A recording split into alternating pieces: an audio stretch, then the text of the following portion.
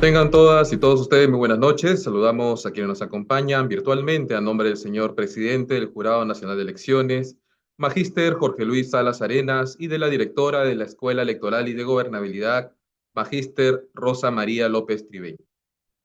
El Jurado Nacional de Elecciones les da la más cordial bienvenida a la conferencia Acoso Político, Barrera para la Participación Política de las Mujeres, que organiza la Escuela Electoral y de Gobernabilidad del Jurado Nacional de Elecciones con el fin de promover un espacio de conocimiento y revisión de la ley que previene y sanciona el acoso contra las mujeres en la vida política, ley número 31.155, con la finalidad de aportar a la profesionalización de la política electoral y al desarrollo de capacidades en los participantes con miras a reducir brechas de desigualdad respecto a la participación de la mujer en la vida política. El día de hoy en la conferencia Acoso Político, Barrera para la Participación Política de las Mujeres, estará a cargo de la doctora Carolina Gilas, de quien a continuación daremos lectura a una reseña de su hoja de vida profesional. Carolina Mónica Gilas es doctora en Ciencias Sociales por la Universidad Nacional Autónoma de México y maestra en Ciencias Políticas por la Universidad de Szczecin en Polonia, miembro del Sistema Nacional de Investigadores Nivel 1 durante los años 2019-2022, profesora de la Facultad de Ciencias Políticas y Sociales de la Universidad Nacional Autónoma de México. Ha sido investigadora en el Centro de Capacitación Judicial Electoral del Tribunal Electoral del Poder Judicial de la Federación durante 6 años y fue asesora en la Coordinación General de Asesores de la Presidencia del Tribunal Electoral del Poder Judicial de la Federación entre los años 2016 y 2019. Ha publicado 9 libros, 24 capítulos de 24 libros y 15 artículos en revistas académicas de México, Brasil y Colombia sobre representación política de las mujeres, libertad de expresión, sistemas electorales y derecho electoral. Forma parte del equipo de investigación del Observatorio de Reformas Políticas de América Latina, del Instituto de Investigadores Jurídicas del UNAM y la Organización de los Estados Americanos y del Comité de Asesor Externo del Centro de Estudios Comparados de la Universidad Nacional del Rosario en Argentina. Ha sido secretaria de Vinculación y Comunicación de la Junta Directiva de la Sociedad Mexicana de Estudios Electorales y es miembro de diversas asociaciones de ciencia política como SOME, ICSA y ALASIC. Antes de dar inicio a esta conferencia, invitamos a que cada uno de los y las personas presentes en la sala el día de hoy puedan hacer sus consultas a través del chat que ustedes van a encontrar en la parte inferior del Zoom. Sin más preámbulos, cedemos el uso de la palabra a nuestra expositora, la doctora Carolina Mónica Gilas, para que pueda iniciar con su disertación. Buenas noches. Muy buenas noches a todos. Es un honor estar con ustedes en este espacio. Estoy enormemente agradecida con el Jurado Nacional, en particular con la escuela, por esa invitación. Siempre es admirable el trabajo que están haciendo en tantos campos, pero en particular el trabajo y el compromiso que tienen con estar fortaleciendo y promoviendo la igualdad de género y el combate a la violencia o al acoso político. Tenemos relativamente poco tiempo, entonces trataré de entrar en la presentación y ser bastante sucinta y reitero esa invitación que les acaban de hacer, doctor Francisco, para que por favor compartan inquietudes, comentarios, preguntas a través del chat para que podamos así al final de la sesión tener ese intercambio que creo que es siempre de lo más valioso en este tipo de espacios. Bien, la idea que tengo es en esos 30 minutos más o menos, conversar con ustedes sobre 4 aspectos centrales del tema que nos convoca el día de hoy, que tienen que ver con la parte conceptual de la violencia política y el acoso político de género, con los diversos tipos y modalidades del acoso de violencia que podemos identificar, tanto teórica como empíricamente, y cómo diferenciarlos. Hablar un poco a qué se debe el incremento de los casos de violencia que hemos estado observando en los países de América Latina y también en otros países alrededor del mundo. Y finalmente, hacer una breve reflexión sobre la capacidad del derecho, de las normas y de la aplicación adecuada de las normas para modificar las las conductas sociales y en este caso para contribuir a este compromiso de erradicación de la violencia, del acoso político de género. Vamos empezando entonces, como les decía, siempre con la parte conceptual. Y aquí en lo que estamos analizando se están traslapando, se están cruzando varios conceptos. El primero y quizá más general tiene que ver con la violencia política, porque tenemos que reconocer que muchas sociedades, o más bien que todas las sociedades en el mundo han estado en alguna medida atravesadas por la violencia política como un mecanismo de lucha por el poder. Y lamentablemente en ciertas partes del mundo, y esto incluye nuestra región, el recurrir a violencia con el objetivo de conseguir, conquistar, mantener el poder, no hemos podido eliminarlo por completo de nuestras dinámicas políticas. Entonces, aquí ese primer concepto grande de violencia política en general tiene que ver con toda esa actividad que busca lograr o resistir los cambios de régimen, que busca apoderarse, controlar ciertos recursos económicos, políticos, territoriales, naturales y demás, que tiene que ver con reivindicar o establecer supremacía de ciertos grupos sobre otros, y también, por supuesto, resistirse, ¿no?, a cualquier tipo de esas violencias. Entonces, esa violencia, digamos, políticas secas, está presente lamentablemente en nuestras sociedades y con frecuencia, lo retomaremos en un momento más, se cruza o agrava las violencias de género que están experimentando las mujeres y otras personas que no se adaptan a las normas predominantes heterosexuales en nuestra sociedad. Tenemos también el concepto muy grande de la violencia de género o la violencia contra las mujeres, que es un fenómeno presente en todas nuestras sociedades. No hay una sociedad en el mundo que podría decir que realmente haya logrado acabar con la violencia de género, porque no hay una sociedad en el mundo donde las mujeres y los varones estarían hoy en condiciones de absoluta, completa o plena igualdad, ¿no? Inclusive las sociedades más avanzadas en la construcción de la igualdad de género todavía enfrentan ciertas dificultades, y en general en el mundo y en nuestra región en particular, persisten esas jerarquías sociales que colocan a las mujeres en un lugar inferior, que establecen un dominio masculino, que privilegian la posición masculina en diferentes aspectos, ámbitos, valores de la vida, donde el bienestar, los derechos, los intereses de los masculinos tienden a ser valorados por encima de los masculinos.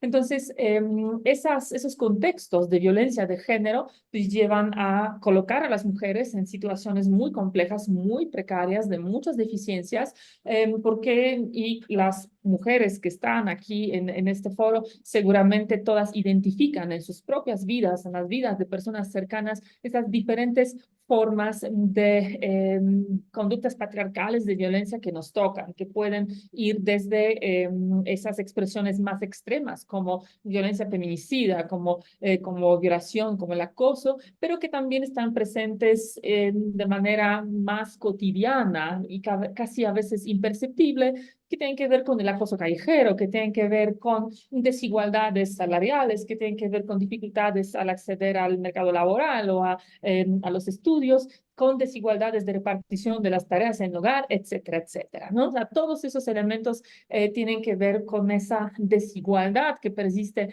en las sociedades y que desemboca o que genera la violencia hacia las mujeres en diferentes ámbitos. Entonces, en general, podríamos definir la violencia de género como distintas formas de discriminación que conducen a la desigualdad, a la violación de los derechos humanos de las mujeres, que afectan fundamentalmente a las mujeres, a las niñas, pero también llegan a afectar a otras personas, inclusive varones, niños, personas transgénero, etcétera, cuyas expresiones de género pues, no encajan en las expectativas sociales, ¿no? Que no se comportan por sus preferencias, por sus identidades, conforme a la norma predominantemente establecida en la sociedad. Y eso, todo eso nos lleva a la definición de la violencia política contra las mujeres, que sería ya esa categoría muy específica donde se están cruzando, ¿no? Esos ámbitos de la lucha por el poder, de búsqueda de acceder, mantenerlo, retenerlo, de lucha por los recursos disponibles en la sociedad con las desigualdades de género. Y conforme a la CEDAW, estamos definiendo la violencia política contra las mujeres como todo tipo, todo acto de violencia que está basado en la pertenencia al sexo femenino, que pueda tener como resultado el daño, sufrimiento de diferentes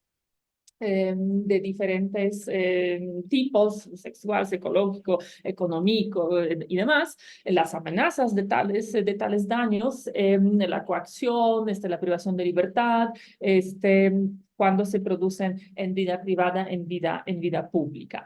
Y todas esas violencias, la violencia de género y la violencia en el ámbito político en particular, son expresiones de lo que Johan Galtung en su momento ha llamado violencia estructural. Y ese es un concepto que me parece particularmente relevante cuando estamos pensando la violencia política, porque nos permite entenderla en un contexto más alto, más amplio, perdón, y en un contexto de cómo se entrelaza y de cómo interactúa con otras formas de violencia contra las mujeres.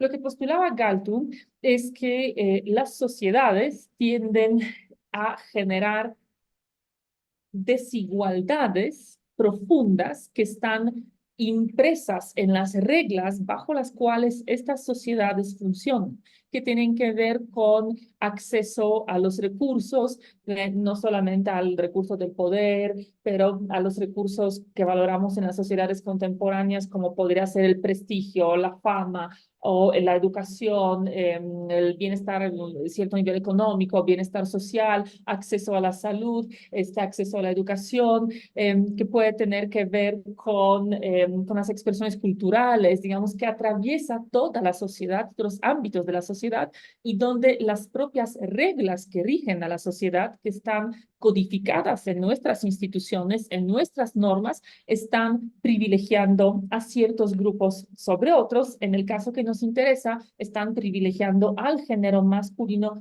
frente al género femenino. Y decía Galton que esa violencia estructural forma un triángulo donde nosotros vemos como esa famosa punta de iceberg, ¿no? Vemos solamente esa violencia directa, que puede ser física, puede ser los golpes, puede ser agresiones sexuales, puede ser violencia verbal, ¿no? Ofensas, amenazas, pero que debajo de eso está esa parte de la violencia cultural, estructural, que suele ser invisible, a la que estamos muy acostumbrados y que tenemos muy normalizados. Y eso, pues tradicionalmente en las sociedades patriarcales se podía estar mostrando, observando en las dinámicas en los hogares donde a las niñas se les exigía involucrarse en las tareas de casa, en las tareas del hogar, pero a los varones no. O podríamos pensar que también persisten todavía con frecuencia, ¿no?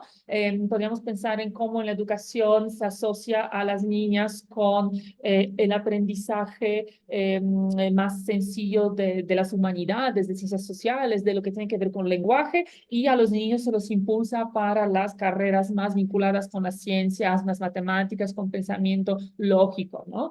Lo que sabemos desde aportaciones de las ciencias médicas, biológicas, que no existe tal predisposición. Es una predisposición que estamos generando al tratar de manera distinta a las niñas y a los niños. Está aquí el tema cultural que, aunque se está moviendo en los tiempos recientes, pero todavía la cultura universal sigue basada en las creaciones y en las aportaciones de los varones y las creaciones, aportaciones de las mujeres, sean a la literatura, al cine, al arte en general, siempre se miran, o sea, sean percibidas como expresiones de lo particular, de lo peculiar, de lo otro, pero no de la experiencia universal de la humanidad.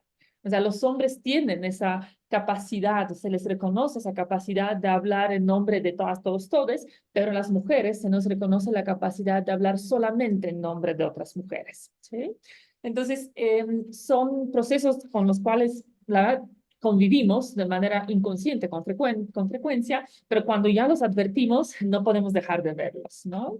Y aquí quiero reiterar lo importante que es entender que esas distintas formas de violencia son parte de una misma estructura. La violencia política es la violencia de género, la violencia contra las mujeres llevada al ámbito político, pero en ese sentido es expresión de las mismas desigualdades, de las mismas jerarquías, en ciertos casos extremos del mismo odio hacia las mujeres que podemos observar en las familias, en la calle, en el trabajo y en otros ámbitos donde las mujeres experimentamos violencia. Ahora, ustedes con la ley peruana están utilizando, aunque hoy ya hay un debate también sobre eso, hay una propuesta de adoptar el término violencia. Vamos a ver, ojalá marche esa propuesta de ley tan importante que tienen ahora. Pero bueno, por el momento todavía su legislación habla del acoso, la ley 31155, que es, pues la define como una forma de violencia de género cometida contra personas que están activas en la vida pública, ¿no? Es cualquier conducta que se ejerce contra una o varias mujeres por su condición de mujer, puede ser realizada por cualquier persona, por el Estado, sus funcionarios, por militantes, ciudadanía, por medios, por cualquiera, y que busca, que es la parte más importante, tiene como objetivo menoscabar, discriminar, anular, limitar, obstaculizar el goce, el ejercicio de los derechos políticos. Entonces, a pesar de utilizar el término del acoso, la definición que adopta la legislación peruana es muy cercana a la definición general que existe en la ley modelo y en otros marcos normativos de la violencia política de género. Ahora, ¿qué tipos y modalidades de violencia política contra las mujeres podemos observar? Me parece que la distinción más importante se da entre dos modalidades, la violencia que está motivada por el género y la violencia que está diferenciada por el género. Y cualquiera de esas dos la vamos siempre a categorizar como violencia política contra las mujeres, violencia política de género o acoso político de género. Pero ¿a qué se refieren específicamente? La idea de la violencia motivada por género apela a que las mujeres llegan a ser víctimas de violencia por el mero hecho de ser mujeres. Son esas expresiones con frecuencia de violencia simbólica que están negándoles a las mujeres la legitimidad, el derecho, la capacidad de estar participando en la vida pública, de estar ejerciendo el poder o estar aspirando al poder. Son todas esas expresiones que simplemente niegan a que las mujeres y una u otra mujer en lo específico puedan ejercer sus derechos, ¿no? O sea, tiene que ver con esa condición de género. Pero por otro lado, tenemos la violencia diferenciada por género. Es decir, puede ser violencia que su motivo no tiene que ver con el hecho de que una persona sea mujer, sino puede tener que ver con el hecho de que sea del grupo político contrario, que sea incómoda para ciertos grupos, que sea incómoda, como ocurre lamentablemente en muchos de nuestros países, para crimen organizado, por ejemplo, que está buscando controlar el territorio y controlar a las personas políticas que van a ejercer el poder en este. En estos casos, la motivación no necesariamente está vinculada con el hecho de ser mujer, pero la manera en que la violencia se muestra, en la que opera los tipos de actos violentos que se realizan, sí son generizados, es decir, son diferenciados por el género porque se trata de manera distinta o se violenta de manera distinta a los hombres cuando son incómodos que a las mujeres cuando son incómodas. Y ahí hay ejemplos desde los más drásticos, donde, por supuesto, con lamentable y terrible frecuencia, los varones llegan a ser víctimas de violencia política, de asesinatos políticos, pero hemos observado que las mujeres no solamente las matan, pero eso va acompañado, ese asesinato, con agresiones a sus familias, a sus colaboradores o con agresiones sexuales, por ejemplo, ¿no? Hay casos documentados de esa naturaleza tan horribles donde las violan y después las matan, ¿no? O donde podemos observar que ciertas expresiones de violencia digital, por ejemplo, que tienen que ver con la publicación de fotos íntimas, con el cuestionamiento de las conductas sexuales de las personas, con en general violencia en redes, con la violencia que tiene que ver con los cuerpos, con la valoración de la belleza o la ausencia de, según criterios de quien ejerce esa violencia de las mujeres, no suelen pasar a los hombres, ¿no? Digamos, las dinámicas en las que se expresa esa violencia pueden ser diferentes. Y ahí entonces también, justo en particular esos casos de violencia sexual, psicológica y simbólica, están asociadas con actos de violencia contra las mujeres en mucha mayor medida, con mucha mayor frecuencia que de actos de violencia contra los varones. También podemos pensar en una tipología que distingue entre la violencia física y la no física y la violencia simbólica, o podríamos decir interpersonal por un lado y violencia colectiva por otro lado. Dentro de la violencia interpersonal, es decir, que está dirigida directamente a personas en lo específico, está por supuesto la violencia física, ¿no? Agresiones físicas, agresiones sexuales, pero también violencias no físicas, como podrían ser esas limitaciones del uso de los recursos, violencia económica, violencia financiera, patrimonial, o podría ser afectaciones sociopsicológicas, ¿no? Amenazas, discriminación, agresiones verbales y demás. Y por otro lado, tenemos violencia que está dirigida a los colectivos, o sea, a las mujeres como colectivo, y aquí en particular es la violencia simbólica, que puede tener que ver con acciones o omisiones, de que se dice, de que no se dice, ¿no? Aquí un ejemplo que me parece muy interesante, una investigación que hemos estado haciendo sobre los congresos subnacionales de México, nos hemos percatado que las estructuras y las formas masculinas son tan arraigadas que los boletines, las comunicaciones oficiales de los congresos estaban utilizando la forma plural masculina, inclusive cuando se trataba de los casos de mujeres nada más. O sea, no eran capaces de decir las diputadas Juana, Ana Laura y Leticia, ¿no? Sino decían los diputados Juana, Ana Laura y Leticia. O sea, esa manera simbólica, esa omisión de reconocer su lugar, ¿no? De reconocer su género, de reconocer que son ellas las mujeres que están realizando cierta acción de representación, podría ser pensada como una parte de esa violencia simbólica, a la par con otras expresiones de que las viejas no sirven, de que las cosas no funcionan cuando les quitas el mandil y les das una curul, y pues muchas otras expresiones de esa naturaleza que podemos identificar y observar en nuestros países. ¿Cómo entonces podemos identificar la violencia política de género? Y ese es un asunto muy importante porque además de ciertas problemáticas o debilidades con frecuencia del mecanismo de denuncia de estos casos que ahora abordaremos, también necesitamos estar conscientes que no necesariamente es muy fácil como mujer darse cuenta que una está siendo víctima de violencia política de género. Y aquí hay que hacernos básicamente tres preguntas. La primera es si la violencia que yo estoy percibiendo, está percibiendo una mujer, está motivada por género, ¿sí? Es decir, es una violencia contra la mujer por el mero hecho de ser mujer. Si es así, estamos claros que estamos frente a la violencia política de género. Los motivos están generizados. Si la respuesta sería no, la siguiente pregunta es si la forma en la que esa violencia se ejerce es generalizada. Es decir, si se trata de acoso, violencia sexual, simbólica, psicológica, que son más frecuentes, más asociadas con los casos de violencia contra las mujeres. Si es así, tenemos violencia que se expresa en las formas generalizadas y por ende es violencia política de género. Y la tercera pregunta que nos podemos hacer es si tiene efectos generalizados, es decir, si el efecto de esa violencia hace que las mujeres dejen de participar en la vida pública. Las mujeres en general, o esa mujer o esas mujeres en específico, ¿no? Renuncian a sus candidaturas, se van de los partidos políticos, dejan su curul, dejan de promover ciertas iniciativas, ciertos intereses que estaban, en las que estaban interesadas para llevarlas, no sé, en el ámbito parlamentario, por ejemplo, ¿no?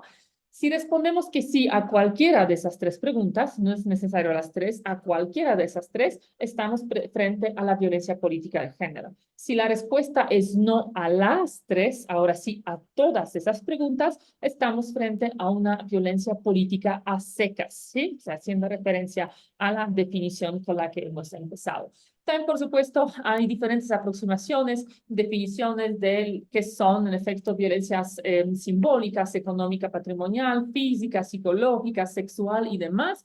Y también podemos pensar en una especie de violentómetro, de escala de la violencia, ¿no? Que puede empezar con, pues, con bromas, con agresiones verbales, con quitar la palabra, con hacerles menos, ¿no? Con hacer burla y que va escalando hacia chantajes, amenazas, difamaciones, calumnias, publicación de fotos íntimas, agresiones contra familiares, amigos o colaboradores, hasta violencia, agresiones sexuales, físicas y pues de la manera más grave definitivamente el feminicidio. El siguiente aspecto entonces, ¿a qué se debe el incremento de los casos del acoso político contra las mujeres en nuestra región y en el mundo, que ha sido bastante importante en los últimos años? Yo aquí quiero hacerles reflexionar sobre tres posibles explicaciones. La primera tiene que ver con una renuncia, con un rechazo hacia el incremento de la presencia de las mujeres en los espacios del poder. Mientras más mujeres llegan al poder, pues eso implica pues, definitivamente, ahí no hay otra, que menos hombres llegan a esos espacios del poder, ¿no? Me parece que no es correcto hablar de alguna afectación a los derechos de los varones, porque los derechos de los varones son los mismos que los derechos de las mujeres, ¿no? O sea, tenemos mismos derechos de participación política, de incidir en la vida colectiva de nuestras comunidades y por ende, pues las mujeres tienen el mismo derecho de estar allá en los cargos, postularse a esos cargos que los tienen los hombres. Pero cuando ellas sí llegan, ¿no? Y empiezan a llegar masivamente, empiezan a llegar y ocupar cada vez más, mayor cantidad de escaños, de espacios municipales y demás espacios de poder, eso genera cierta reacción de rechazo, ¿no? De por qué no tenemos que ceder, que algo que hay varones que lo consideran propio, ¿no? Que lo consideran de manera, insisto, incorrecta suyo. Entonces, hay una reacción negativa, ¿no? Contraria, que llamamos backlash ante esa llegada. Por otro lado, también en los últimos años le hemos dado mayor visibilización al tema. Empezamos, bueno, no solo definirla, porque habría que pensar que la violencia política ha acompañado a las mujeres siempre, desde que las primeras mujeres empezaron a luchar por los derechos políticos, empezaron a ejercer sus derechos políticos y lo pueden encontrar en sus relatos, en sus recuerdos, memorias y demás, han sido víctimas, han estado enfrentando violencia, pero no la llamábamos como tal, era el costo de hacer política, así era esto, tenías que enfrentarte y bueno, pasaba no solo en la política, pero también en la escuela, en el trabajo y donde sea, ¿no? De por lo menos una década, un poco más, dos en algunos casos, décadas para atrás, empezamos a llamarlo por su nombre, empezamos a hablar de esa modalidad específica de violencia que enfrentan las mujeres activas políticamente y empezamos a darle más visibilización, empezamos a hablar de ello desde la academia, en los medios de comunicación, desde las instituciones, empezaron a activarse mecanismos de denuncia, empezó a alentarse a las mujeres que presenten las denuncias, que hablen de esas experiencias y todo eso también, por supuesto, por un lado hace que sea más visible la violencia, pero también hace que más mujeres víctimas de violencia se atrevan a presentar las denuncias, se atrevan a hablar de sus experiencias que durante mucho tiempo simplemente ocultaban. Y finalmente también tenemos un cambio que tiene que ver con las definiciones, ¿no? Con qué es lo que estamos llamando acoso. Y aquí otra vez, siempre las mujeres han sido víctimas de violencia en diferentes ámbitos, pero no la nombrábamos de esa manera. Y aquí les traigo el caso que seguramente han escuchado algo de Andrew Cuomo, que fue un ex gobernador del estado de Nueva York en Estados Unidos, quien tuvo que renunciar a la gubernatura por haber sido acusado de acoso por muchas mujeres que han estado sus colaboradoras, trabajadoras subordinadas cuando ha sido el gobernador y en años previos. Entonces, cuando él renuncia, creo que es muy simbólico eso, está diciendo ahí en esa renuncia que presenta, a mi juicio nunca he cruzado la línea con nadie, pero no me di cuenta en qué medida las líneas han sido redibujadas. Y eso hace referencia a lo que hoy sí consideramos violencia y que antes las mujeres aguantaban en silencio, ¿no? Que te agarren el pecho, alguna otra parte de tu cuerpo, ¿no? Que te digan algo, que se te encimen, que te estén insistiendo, abrazando, que te constantemente estén invitando a salir, aunque tú hayas dicho que no. O sea, todo ese tipo de situaciones que eran el costo, ¿no? Que nos acompañaban durante tanto tiempo, hoy ya los identificamos como violencia. Entonces, hay ese reconocimiento, esa conceptualización mucho más amplia de las conductas que son conductas no deseadas, que son conductas generizadas y que hacen que las mujeres no pueden desempeñarse en el ámbito político, en el ámbito de administración pública y demás de manera libre, ¿no? Entonces, ese también creo que es un aspecto cultural, un cambio cultural y normativo muy importante que se ha dado y que también justo a gente como Cuomo, que no tuvo sensibilidad, ¿no? Para enterarse y para observar que el mundo ha estado cambiando, en efecto, les ha generado esas situaciones y los ha pues, costado su presencia en la vida pública.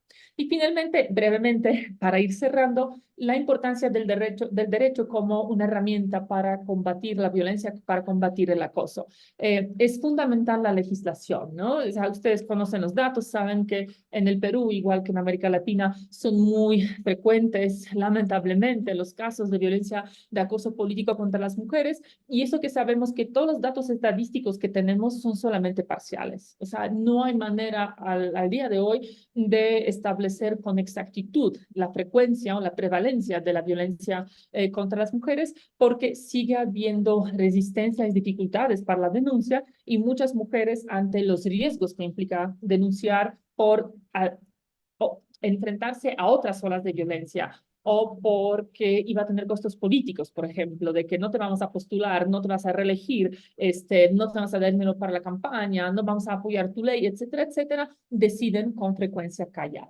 Entonces, la legislación es fundamental. Ya una buena parte de América Latina tiene legislación en esa materia. Tenemos la primera en el mundo, ley modelo, que establece parámetros, estándares muy altos sobre cómo debería darse esa protección jurídica en los países. Y como pueden ver aquí, tenemos diferencias entre los países en términos de qué tan fuerte es la articulación de esas leyes, de sus legislaciones, que tiene que ver con cómo se define la violencia, sobre si se establece en qué medida coordinaciones entre las diferentes autoridades, podrían ser estas electorales, administrativas, penales, otras, si tienen o no mecanismos de protección a las mujeres cuando son víctimas de violencia, por ejemplo, en campaña, ¿no? Y los reciben amenazas hacia su vida o la vida de sus familias, qué tipo de sanciones existen, qué tan fuertemente se sanciona. Y lo que hemos observado en la región, que las sanciones más efectivas son las que tienen que ver con los derechos políticos de las personas responsables por los actos de violencia. Si se los suspenden, por ejemplo, no pueden ser candidaturas, se les suspenden por un periodo, o de plano se los inclusive se los quita de los cargos. Esas son las sanciones que tienen que ser más efectivas para erradicar este fenómeno. Y bueno, tenemos ahí también toda la cuestión de las reparaciones, si las legislaciones o no establecen mecanismos para reparar el daño que esa violencia les ha hecho a las mujeres. ¿Por qué necesitamos ir fortaleciendo esas leyes y por qué en general necesitamos robustecer nuestros marcos legales a favor de la igualdad de género? Pues porque estamos todavía muy lejos. Aquí ustedes conocen la situación mucho mejor que yo, pero algunos datos sobre el Perú. Es el lugar 34 en la tabla general y 7 en la regional, en el índice del Fondo Económico Mundial, el Foro Económico Mundial, perdón, relativo a la existencia de las brechas de género en las sociedades. Pero miren, donde más está, donde mejor está Perú es en la igualdad política, pero miren, lugar 79 en la igualdad económica, 111 en la educativa, 117 en el acceso a los servicios de salud, y del otro lado pueden ver algunos datos específicos que tienen que ver con los cuidados, que hay un sesgo enorme, una carga mucho más fuerte hacia las mujeres, menor participación en el mundo laboral, brecha salarial, dificultades en el acceso. Hay datos preocupantes como el 59% de la población tolera violencia contra las mujeres. O sea, hay esas circunstancias que nos exigen poner una atención especial en este punto. Y bueno, aquí datos que son datos espantosos, ¿no? Se estima que la brecha de género se llegaría a cerrar en la región donde más pronto se ocurría, sería justo América Latina y el Caribe, pero nos faltan 53 años, medio siglo, más de medio siglo, ¿no? Y eso que llevamos luchando por esa igualdad también desde pues, bastante más que otro medio siglo. Ahí tienen datos para otras regiones del mundo. El más preocupante, 189 años para este de Asia y Pacífico. Entonces, realmente nos falta mucho por hacer y uno de los problemas más grandes que obstaculizan el progreso de las mujeres, que obstaculizan la construcción de las sociedades igualitarias, es precisamente el de violencia política, bueno, violencia de género en general, violencia política en particular, porque impide a las mujeres no solo acceder a los espacios del poder, pero también ejercer el poder de manera igualitaria, en mismas condiciones que los varones, les impide, les dificulta tomar decisiones, representar a los intereses de las mujeres de manera libre. Entonces, yo lo dejaría hasta aquí y estaría encantada de recibir preguntas y comentarios de su parte. Muchas gracias. Agradecemos a Carolina Mónica Gilas por su excelente disertación brindada, que nos ha ayudado mucho a entender las políticas para combatir la discriminación contra las mujeres en la política. A continuación, invitamos a los y a las personas presentes en la sala, por favor, que puedan hacer sus consultas en el chat para que nuestra expositora pueda, por favor, atender. Expositora, por favor, esperamos unos minutos para que nuestros participantes puedan hacer sus preguntas.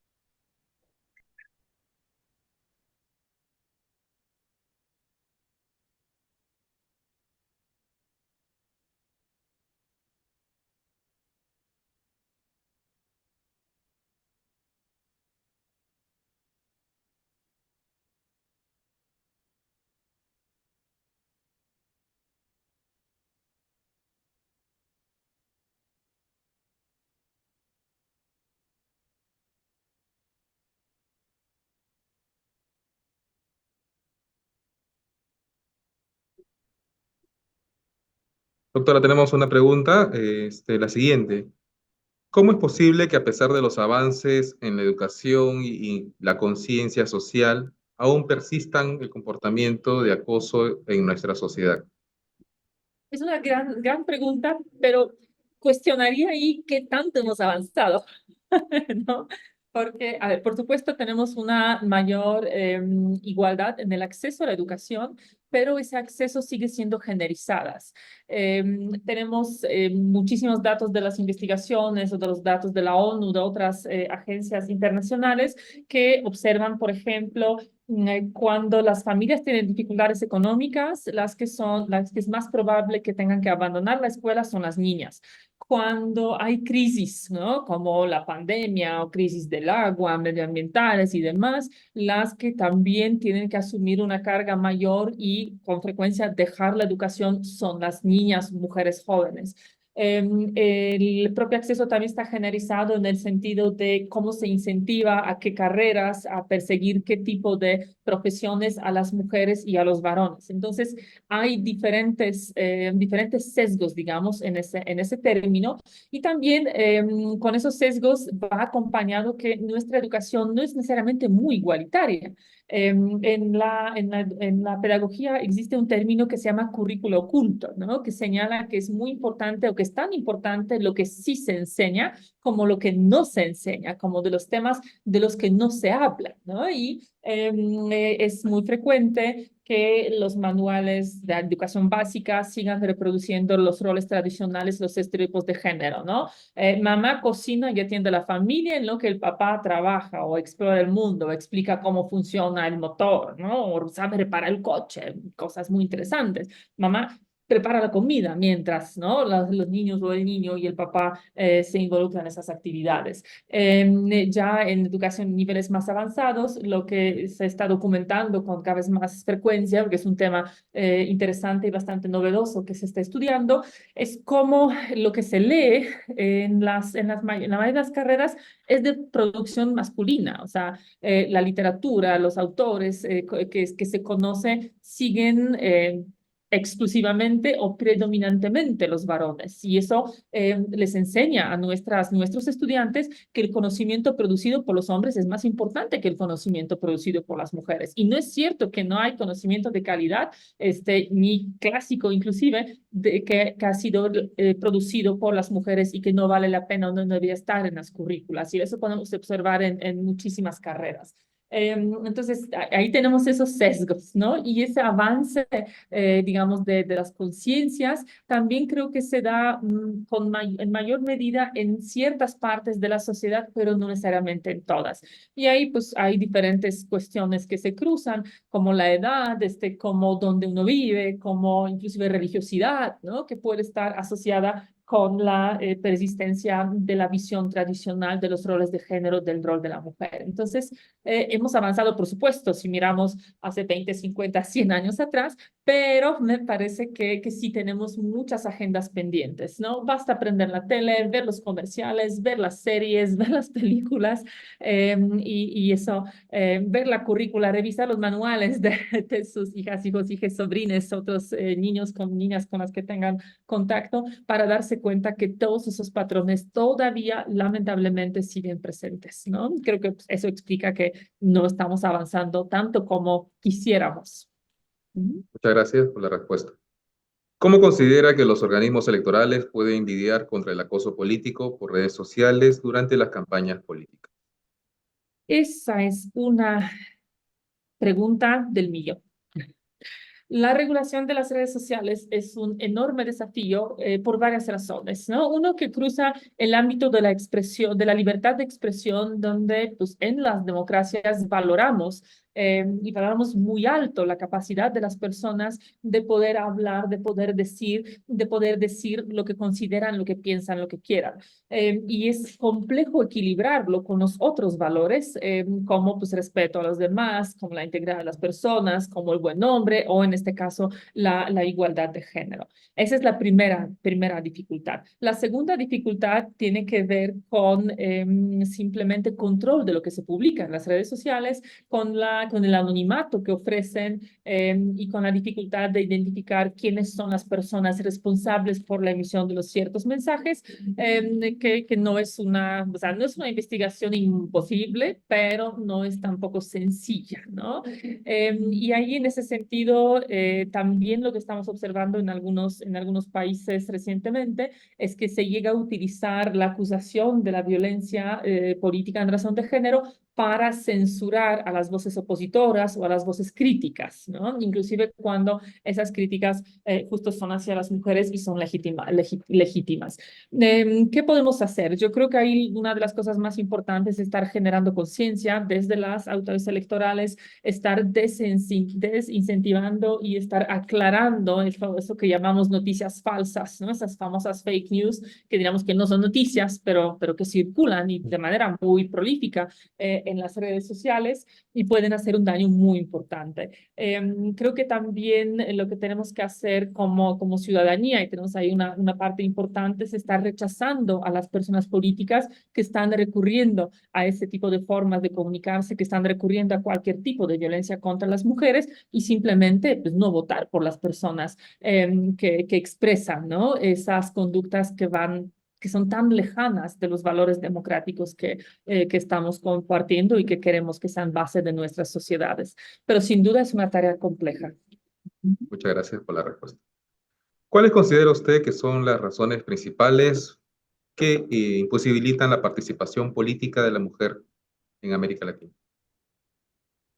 Razones, bueno, me parece que hay única justificación para la participación de las igualitaria, paritaria de las mujeres en la política, y ese es el hecho de que las mujeres existimos, somos personas, somos seres humanos y somos la mitad o pizca más de las poblaciones de todos nuestros países. Me parece que no hay otra razón. Es como preguntar qué razones hay para que los hombres participen, ¿no? ¿No les parecería una pregunta muy válida que hacer?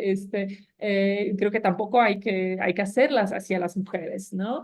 Y hoy estamos también observando ese fenómeno donde se espera que las mujeres que llegan a la política hagan cosas específicas, que se dediquen a ciertos temas, que mejoren a la política, que la hagan más conciliadora, que sea menos corrupta, que sea más efectiva, que resuelvan los problemas que tenemos en nuestras sociedades de desigualdad, de corrupción, de pobreza, todo lo que los varones que controlaban la política por los siglos de los siglos no han podido resolver. Me parece que esas expectativas son injustas e injustificadas, en el sentido que es cargar a las mujeres responsabilidades que nunca hemos tenido o que nunca han tenido los varones, esas expectativas mucho más altas que frente a los varones, sin reconocer inclusive que su situación en la política sigue siendo precaria, que las instituciones que integran son instituciones generizadas que privilegian las maneras masculinas de hacer la política y privilegian los intereses masculinos en la política, y que sirven lamentablemente esas expectativas, que además tampoco reconocen que las mujeres somos muy diversas y que quizá no todas tienen intereses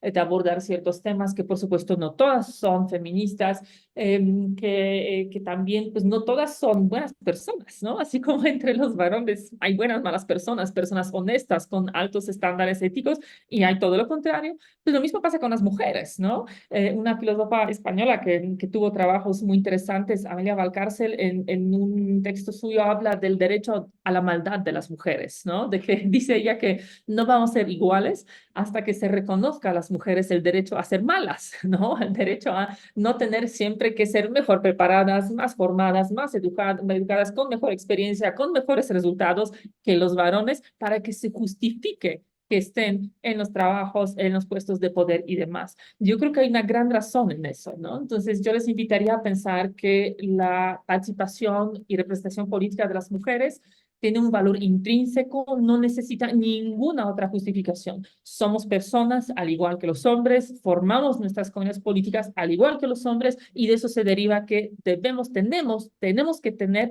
los mismos derechos y las mismas oportunidades para definir los destinos colectivos de nuestras comunidades como lo tienen los hombres. Muchas gracias. La última pregunta.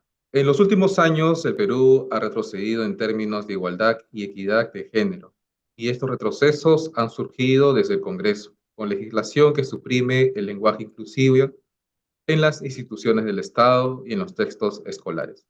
¿Qué podemos hacer desde la sociedad civil para contrarrestar estas iniciativas? Lamentablemente, estas tendencias no son exclusivas de Perú, ocurren en varios países, y yo creo que la sociedad civil puede hacer muchísimas cosas. Una de las primeras es, por supuesto, estar colocando estos temas en el debate público, estar hablando de ellos utilizando pues, diferentes recursos, redes sociales, medios tradicionales, para generar las reflexiones sobre esta problemática y sobre la importancia de la igualdad, de un lenguaje incluyente, de una educación para la igualdad de todas las personas.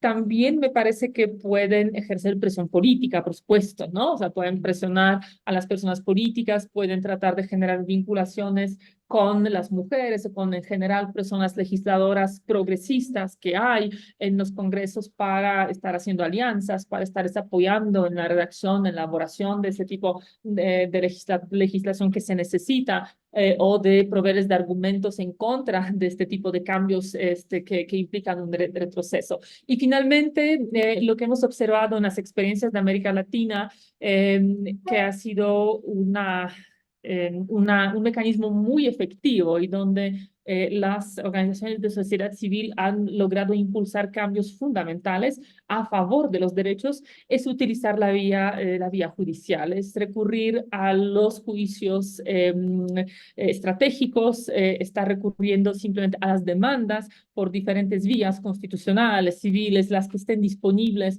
en un momento determinado, para ir en contra, para cuestionar este tipo de legislaciones que implican un retroceso.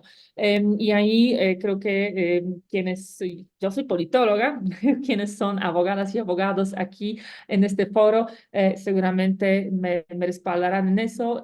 Las obligaciones internacionales que derivan de los tratados internacionales en materia de derechos humanos signados por los países miembros, incluyendo a Perú, establecen que los derechos que no se puede retroceder en los derechos, que los derechos una vez reconocidos tienen y pueden solamente avanzar, ¿no? Que una vez reconocido un derecho, esto no se puede quitar y podríamos, yo creo que generar una muy interesante argumentación sobre cómo eliminar este tipo de formación, eliminar del uso del lenguaje incluyente, termina lastimando los derechos de ciertos grupos de las mujeres y de algunos otros grupos de personas que, pues insisto, no se acoplan a la heteronorma. Entonces, creo que son esas tres estrategias, ¿no? O sea, debate público que busca generar conciencias, incidencia legislativa cuando se puede, e incidencia a través de las vías jurisdiccionales y a través de mecanismos que sean disponibles y más idóneos en cada contexto.